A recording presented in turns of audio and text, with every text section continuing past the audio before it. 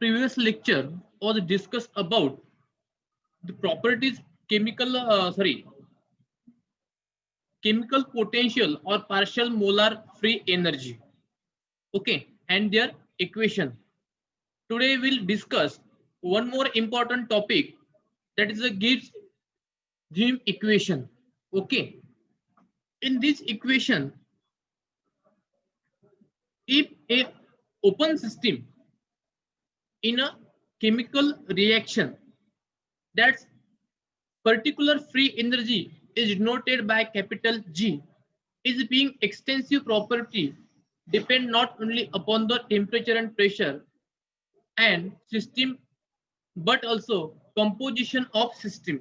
Okay, आता आपण परवा पाहिलं होतं what is extensive property, what is intensive property. Okay, if a system consists number of constituent, the amount of which are n1, n2 and n3 mole respectively, then we write. Okay, आपण एक अशी system consider केली आहे की यात various गॅसेसचं काय composition आहे. मग ते व्हेरियस गॅसेस कंपोजिशन जे आहे तर ते आपण मोल दर्शवतो. मग n1 एक पर्टिक्युलर टाईपचा मोल आहे, n2 एक डिफरंट टाईपचा मोल आहे आणि n3 एक डिफरंट टाईपचा मोल आहे. Till up to infinite number of gases molecule आपल्याकडे कॉन्स्टंट पार्टिकल किंवा गॅसेस मॉलिक्यूल आपल्याकडे आहेत. तर ओके, तर मग त्या सिस्टम मध्ये त्या गॅसेस मॉलिक्यूलची किंवा कॉन्स्टंट पार्टिकलची काय असेल, एक पर्टिक्युलर फ्री एनर्जी असेल, त्याला टेम्परेचर असेल, त्याला प्रेशर असेल, ते व्हेरियस मोल असतील त्याच्यामध्ये. ओके, त्या सिस्टीम मध्ये मग तिला काय करायचं, इथं आपल्याला दिलेलं आहे की G equal to F, temperature pressure n1 n2 n3, हे काय आपल्याकडे केमिकल सिस्टीम आहे आपल्याकडे. ओके, केमिकल डायनामिक म्हणू आपण. तर ही एक सिस्टीम आहे आपल्याकडे.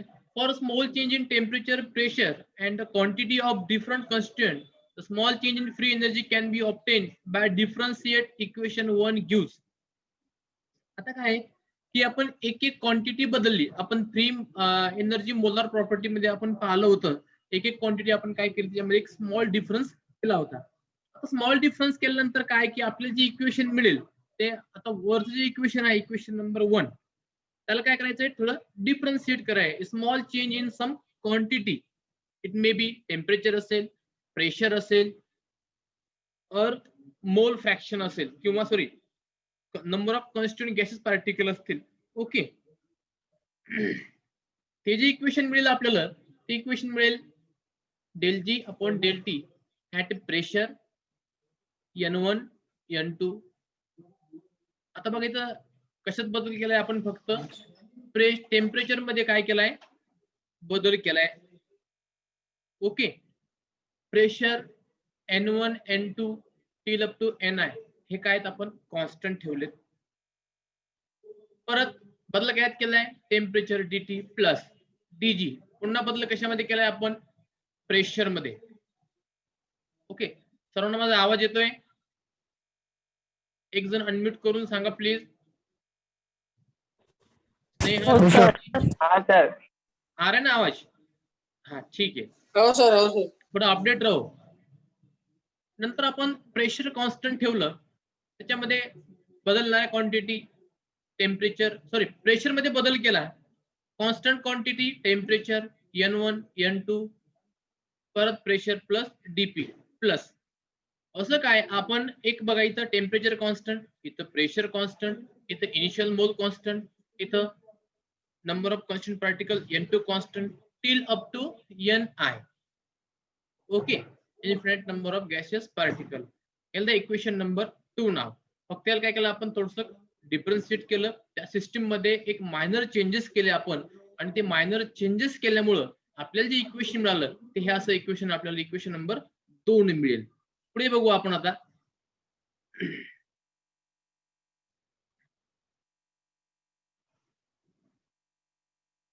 Differentiate this equation under condition of constant temperature and pressure, but verifying composition we get. आता काय सांगितलं की आता जे कंपोजिशन आहे ते काय आहे, व्हेरिएटेड प्रॉपर्टी आहे. मी काही बदलणार आहे समजा, लक्षात. टेम्परेचर आणि प्रेशर काय आहेत कॉन्स्टंट, मग काय होईल small change in gives free energy at a constant temperature and pressure is equal to n1 d mu1 plus mu2 nd1 plus n2 d mu2 plus mu2 dn2. Okay, हे आपले equation मिळेल. आता यात काय केलं की mu1 आणि mu2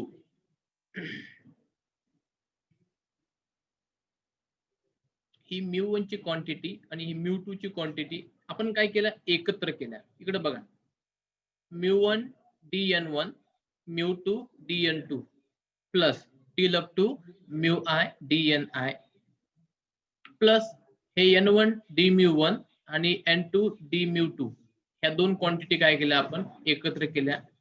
आपल्याला इक्वेशन मिळालं n d mu1 plus n2 d mu2. याला द्या इक्वेशन नंबर 5. ओके, आता कंपेअरिंग दिस इक्वेशन 4 and 5. 4 आधीचे इक्वेशन हे 4 आणि हे 5 याच्यामध्ये ह्या टर्म कशा आहेत सारख्या आहेत.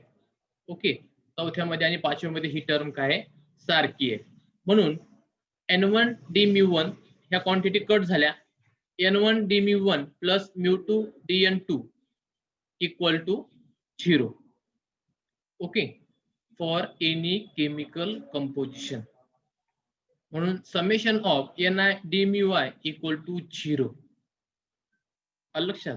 आणि हे काय आपलं this equation which is applicable to system under constant temperature and pressure is called as Gibbs-Duhem equation. The final equation आपलं summation of dni d mu I हे काय आपलं फायनल इक्वेशन आहे गिब्स-ड्यूम इक्वेशन. गिब्स-ड्यूम इक्वेशन तुम्ही काही म्हणू शकता जसं, पण मित्रांनो हे इक्वेशन आपल्याला 4 मार्कासाठी कंपल्सरी येतं म्हणजे येतं. लक्षात. पुढे बघू आपण आता वन टॉप रिएक्शन आयसोथर्म. हे 1 ते 2 वेळेस आपल्या एक्झामला विचारलेलं आहे, पण गिब्स-ड्यूम इक्वेशन हे कंपल्सरी एक्झामला असतं. आता what is van't Hoff reaction isotherm म्हणजे काय, तर हे बघू आपण. Let us consider following reaction at temperature capital T or in Kelvin. Suppose initial A mole of A in a gaseous state treated with B mole of G in gaseous state to give a 1 liter gas plus M in a gaseous state. Okay, for a particular free energy change denoted by delta G, for this reaction is given by delta G. Okay, आता आपण रिएक्शनची energy कशी काढतो summation of product minus summation of reactant. Okay, तो काय येईल ती free energy change त्या रिएक्शनचा येईल. आणि रिएक्शनचा चेंज हा 2 प्रकारचा असतो, एक पॉझिटिव्ह डेल्टा जी आणि एक निगेटिव्ह डेल्टा जी. हे आपण मागच्या लेक्चरला पाहिलं असेल. जर स्पॉन्टेनियस रिएक्शन असतील तर त्याचा ऑलवेज निगेटिव्ह डेल्टा जी असतो किंवा निगेटिव्ह किंवा जी फ्री एनर्जी असते ती असते 0 किंवा मायनस मध्ये. If an artificial or non-spontaneous reaction, then delta G is always positive. It requires some amount of heat. Okay, हे आपण मागच्या लेक्चरला आपण पाहिलं होतं. आता बघा इथं free energy, how to calculate the free energy change. Okay, then free energy change equal to summation of G product minus summation of G reactant. म्हणजे प्रॉडक्टची फ्री एनर्जी मायनस रिएक्टंटची फ्री एनर्जी. मग ती एनर्जी लिबरेट होईल किंवा त्याला energy लागेल. तर हे पुढे आपण बघू काय काय नाही, तर ते पॉझिटिव्ह असेल किंवा ते निगेटिव्ह असेल. खाली बघा आता इथं where μm mu A and mu B are the chemical potential of various species in the reaction mixture at temperature T and given by. आता म्यू ए, त्यानंतर mu L, mu M, mu B, हे काय various स्पेसिसचं काय chemical potential आपल्याला दिलेलं आहे at temperature T. हे काय सगळं रिएक्शन मिक्सचर आहे. ओके, आता mu L, mu M, mu A, mu B हे सगळं काय रिएक्शन मिक्सचर आहे एका पर्टिक्युलर टेम्परेचरला, आणि त्याचं काय व्हेरियस केमिकल पोटेन्शियल आपल्याला या क्वांटिटीनं दर्शवलेलं आहे. मग काय होईल,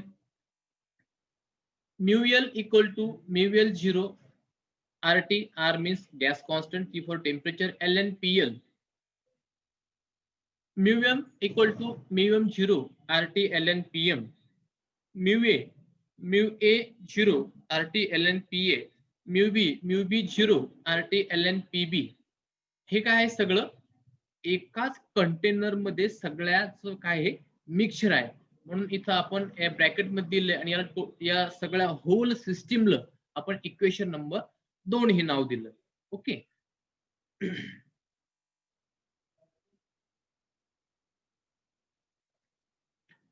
in the above equation mu L 0, mu M 0, mu A 0, mu B 0 are chemical potential in the standard state. Partial chemical potential from equation 2 in equation 1 we get. Equation 1 आणि equation 2 याच्यामध्ये ज्या काही हे दोन इक्वेशन जे काय यांचं at a partial pressure आणि यांचं जे केमिकल पोटेन्शियल आहे हे काय करायचं आता इथं आपल्याला काय करायचं एकत्र करायचं, म्हणजे रिएक्शन मिक्सचर मध्ये दिलेलं होतं या सगळ्या क्वांटिटी आपल्याला काय करावं लागतील, ऍडिशन करावे लागतील. ओके, आणि ऍडिशन केल्यानंतर इथं बघा आपल्याला एक प्रॉडक्टची एनर्जी काढायची आणि रिएक्टंटची काय करायची आपल्याला एनर्जी काढायची. तर मित्रांनो प्रॉडक्टची mu L plus mu M या दोघांची बेरीज करावी लागेल आणि रिएक्टंटची म्यू ए आणि बी म्यू बी ही काय रिएक्टंटची फ्री एनर्जी या दोघांची प्लस करावं लागेल आणि या दोघांची शेवटी मायनस करावं लागेल, तर आपल्याला मिळेल गिब्स फ्री एनर्जी. ओके, इथं बघा सरळ दिलेलं आहे डेल्टा जी, हे इक्वेशन आहे equation number 1.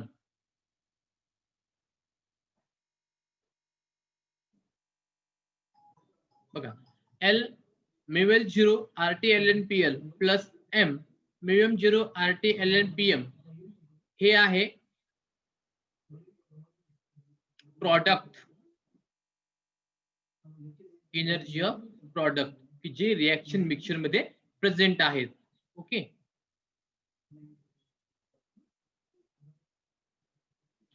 Minus energy of summation G reactant, that is A mu A0 RT ln PA plus B mu B0 RT ln PB. तर ही आहे मित्रांनो रिएक्टंटची एनर्जी, ही आहे प्रॉडक्टची एनर्जी. याला काय करायचं फक्त रिअरेंज करायचंय. On arranging delta G equal to, आता म्यू एल आणि म्यू एम हे आपण जवळ घेतलेत आणि A mu A 0 B mu B 0 plus याच्यामध्ये सगळ्यामध्ये आरटी कॉमन आहे म्हणून आपण आरटी ब्रॅकेटच्या बाहेर कॉमन घेतलाय हा RT. L L N P L M L N P M minus A L N P A plus B L N P B. थोडक्यात आपण म्यू बाहेर काढला, आरटी कॉमन काढला आणि बाकी इक्वेशन जसे तसं फक्त त्याला काय केलंय आपण रिअरेंज केलंय. ओके, और delta G plus RT ln PL raised to the power L x PM raised to the power small m minus ln PA raised to the power A into PB raised to the power B. याला आपण या स्वरूपात सुद्धा आपण काय mention करू शकतो. एक तर तुम्ही हे लिहा किंवा हे लिहा. ओके, नेक्स्ट आता याला कसं ही जे इक्वेशन दिलेलं आपल्याला याला पुन्हा काय केले खाली रिअरेंज केले. Delta G 0 plus RT ln PL raised to the power L into PM raised to the power small m PA raised to the power A into small PM raised to the power B reaction quantity. Okay, the equation number 3rd now. Thus, the one-top reaction isotherm gives free energy change. A chemical reaction in terms of standard free energy delta G0 and partial pressure of reactant product at given temperature. आता what is del G0? तर हे आहे मित्रांनो standard free energy. Okay, ती कशी calculate करायची? मग delta G0 ती delta G0 plus RT ln PL raised to the power L into PM raised to the power M, PA raised to the power A and PB raised to the power B equilibrium. और आता इथं आपल्याला standard free energy या formula आपण काय करणार? Calculate करणार delta G. तर आता हे आपण जे इक्वेशन पाहतोय तर एखादी केमिकल रिएक्शन जर आपल्याला दिलेली असेल तर त्याचं standard free energy with the help of one top equation आपण त्याचे स्टँडर्ड फ्री एनर्जी कॅल्क्युलेट करू शकतो. ओके, म्हणून दिले delta G0 equal to minus RT ln. आता बघा इथं प्लस साइन होतं, डेल्टा जी इक्वल त्याच्या लेफ्ट लँडला इथं सिम्बॉल प्लस होता, इथे काय आला सिम्बॉल आपण चेंज केले म्हणून मायनस RT ln ब्रॅकेट हे परत तेच PL raised to the power L PM raised to the power M upon PA raised to the power A and PB raised to the power B at equilibrium. झालं equation number 4 नाव. Okay,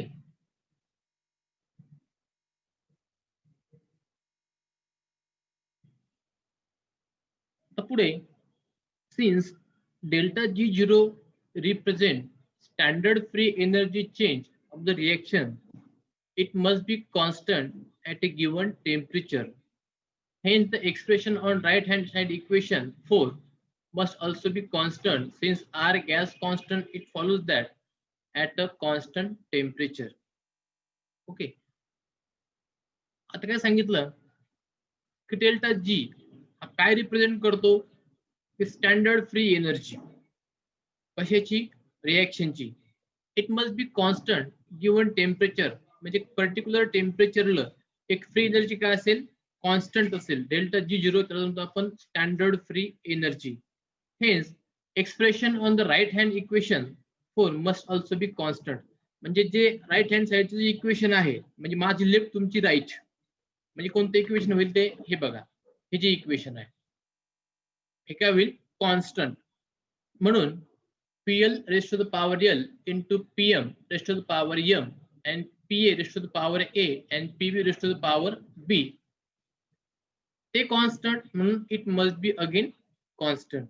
okay, म्हणून thus याला म्हणायचं direct KP. What is KP?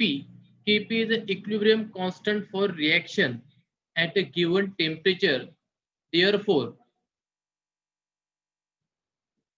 equation 4 may also be written as, म्हणजे आता काय, ही जी quantity आहे delta G0 minus RT ही आपण इक्विलिब्रियम होती आणि KP म्हणजे ही एवढी होल क्वांटिटी जी आहे ही म्हणजेच काय? KP. What is KP? That is equilibrium constant. म्हणून सरळ सरळ ही या एवढ्या क्वांटिटीची किंमत आपल्याला काय ठेवायची? KP ठेवायची. म्हणून delta G0 equal to minus RT ln KP. सरळ सरळ ही KP कुठून आलाय? हा इथून KP आलाय आपल्याला. ठीक आहे, आता आपल्याला माहिती आहे मित्रांनो R. What is R? R is gas constant. आणि गॅस कॉन्स्टंटची जी व्हॅल्यू असते ती काय असते? फिक्स असते. म्हणून delta G0 minus 2.303 RT log KP. Equation number 6. Okay, derivation of equation 5 and 6. Thus the thermodynamic derivation law of chemical equilibrium. म्हणजे आता म्हणलं गेलं with the help of law of chemical equilibrium. आता हे दोन हे 5वं आणि 6वं हे इक्वेशन काय करायचंय? एकत्र करायचे.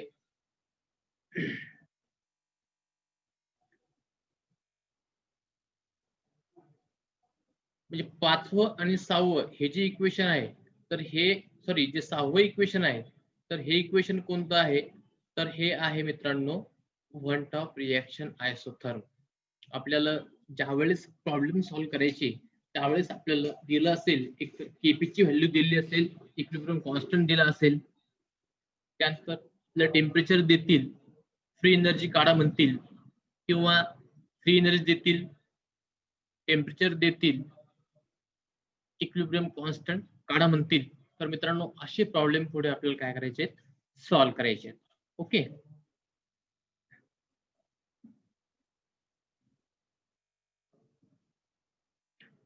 आता एक प्रॉब्लेम बघू आपण. 3/2 oxygen gas is converted to simple monoatomic oxygen at 298 Kelvin. Ag for reaction is 163430 joule. The solution. आपल्याला काय दिलंय, डेल्टा जी ची किंमत दिली किंवा आपल्याला काय दिलंय, काय काढायचं आपल्याला, वन टॉप इक्वेशन. ओके. आपल्याला काय काढायचंय, इक्विलिब्रियम कॉन्स्टंट काढायचे. ओके. म्हणून हे जे काही फॉर्म्युला आहे, आता आपण जे इक्वेशन पाहिलं वन टॉप इक्वेशन, त्याचा formula delta G zero equal to -2.303 RT log KP. म्हणून आपल्याला काय करायचं आहे, इक्विलिब्रियम कॉन्स्टंट केपी काढायचं आहे आपल्याला.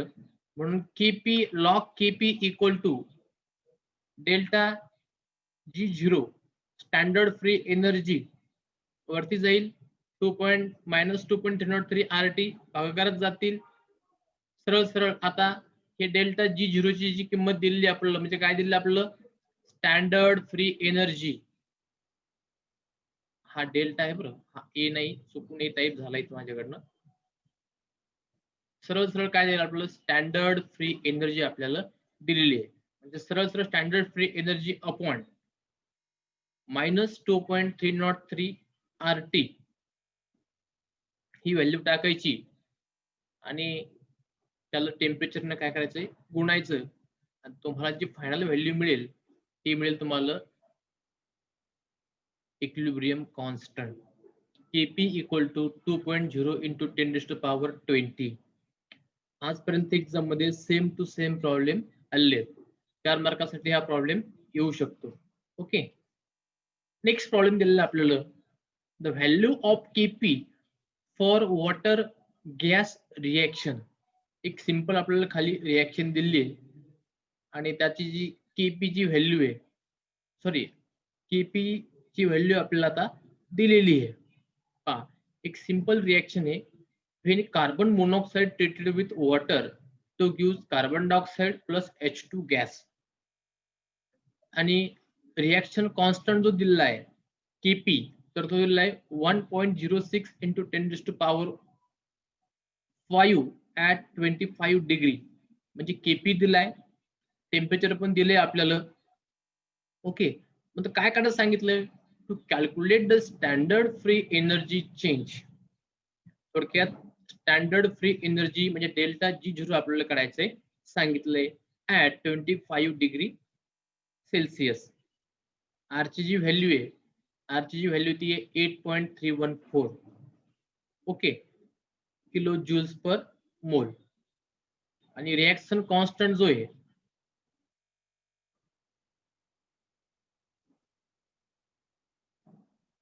तो है 1.06 × 10⁻5 at 25. तो 5 राहिले.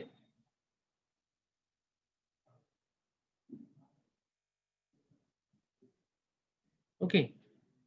सोल्युशन डेल्टा जी झिरो, हा काय, delta G zero equal to -RT ln Kp.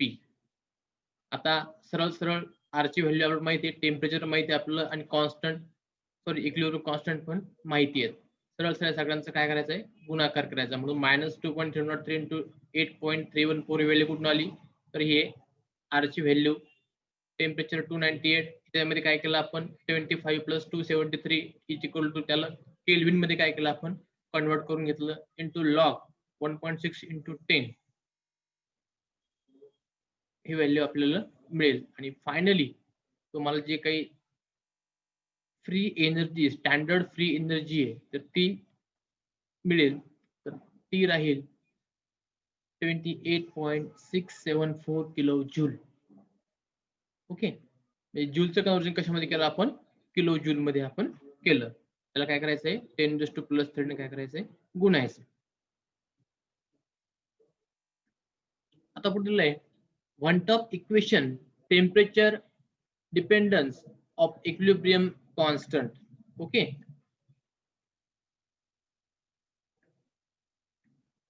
बघा according to Gibbs Helmholtz equation, जे आपण गिब्स हेल्महोल्ट्ज इक्वेशन पाहिलं होतं ते equation delta G0 equal to delta H0 plus T D delta G0 upon dt at a constant pressure. आता हेच equation काय केलं आपण, हे जी इक्वेशन आहे फक्त डेल्टा H आपण बाहेर काढला आणि डेल्टा G0 जे आहे ते आपण काय केलं मध्ये इन्सर्ट केलं. डेल्टा H0 म्हणजे delta H0 enthalpy change of any chemical reaction, म्हणून minus T D del 0 upon dt at a constant pressure. Compounding equation 3 and 4 we get L the equation number 3, L the equation number 4. Sorry, इथून आपलं equation start होतं, आपण direct second स्टेपवर गेलो होतो. Let us consider following reaction at equilibrium. ही एक general reaction आपण वन टॉप आयसोथर्मल जी रिएक्शन घेतली होती तीच रिएक्शन पुन्हा इथे घेतली. A is treated with B, it gives L plus M. Both are gaseous phase reaction. Applying the one top reaction at equilibrium we get.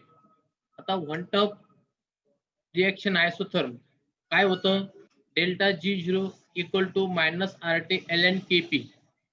Okay, नंतर on differentiating with respect to temperature. मित्रांनो ही equation आपण उद्याला घेऊ, आज होणार नाही, फक्त 1 मिनिट राहिलाय. सर्वांनी आपले माईक आणि व्हिडिओ कृपया ऑन करा.